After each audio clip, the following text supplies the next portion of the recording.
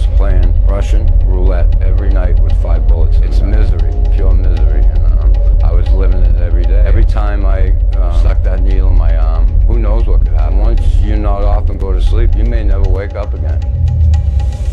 Everyone worries about his legacy. What will yours be? You know, that's hard. You know, will you be the fighter? Will people know you, or will they know you as the guy who beat heroin? It's going to be what people want my legacy to be. You know. What do you want your legacy to be?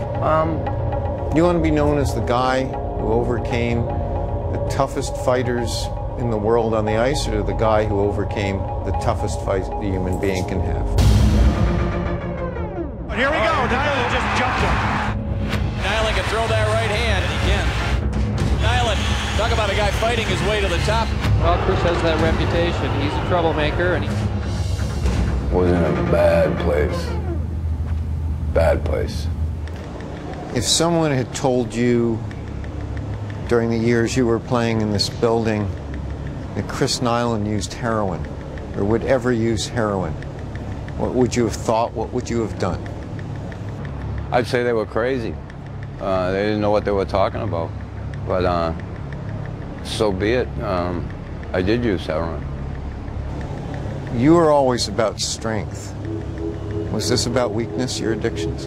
A lot of people, I think, don't understand it, think it's self-induced, and I really want to do that.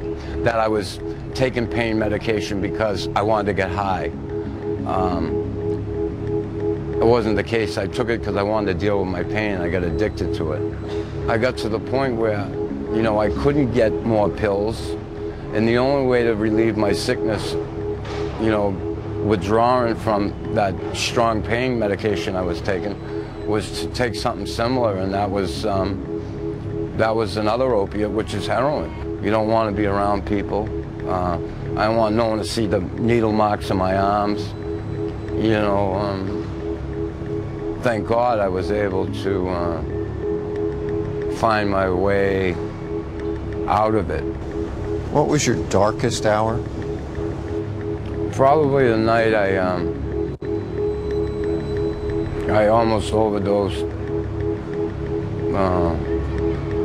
I woke up, I didn't know where I was. I had blood all over my arms. I was, you know, it was, I got up, I fell, I couldn't stand up.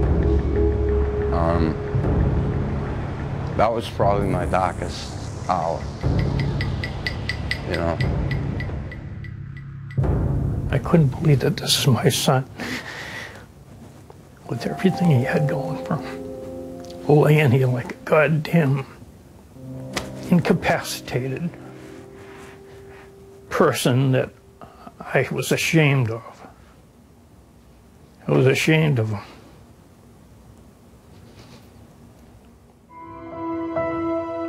How did you tell your mother and father that you were sorry? They know I'm sorry. I've told them outright, you know, I'm sorry this happened. They understand I had a problem, and the only, like I say, saying sorry is great, but you know, enough sorries. It's now I have to change my life and live my life clean and sober, and that'll be enough for me. F. Scott Fitzgerald wrote that there are no second acts in American lives. But what about American lives being lived in Canada? Why are you in Montreal at this moment in your life? I started, you know, a website and a little company, my website, knucklesnilan.com, where we're selling memorabilia.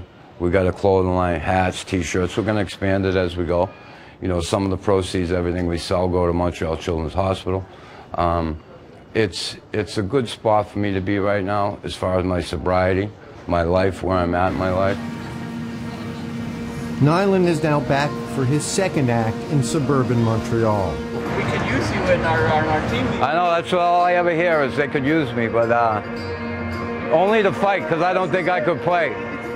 Nilan last played for Montreal in 1992, but he can hardly walk a block in the city without being recognized. Hey, thank you. Great to see you. All right, thanks, buddy. Nilan, who is divorced, lives with his girlfriend Jamie. They met in rehab. There's one thing for sure I know won't happen as long as we're together, that one won't let the other indulge in anything. Otherwise, our relationship will be over. Watch out, here we go. Nilan just jumped him. Slugging it out with Stanley. So many hockey fights last a minute, 90 seconds top, and those fights are over. What's this fight like in comparison? It's never going to be over. I don't ever want to get complacent with it. I have before. I know that it cost me. I got complacent with it. I stopped going to meetings. I stopped being around. And it cost me. Almost cost me in the biggest way it could have taken my life.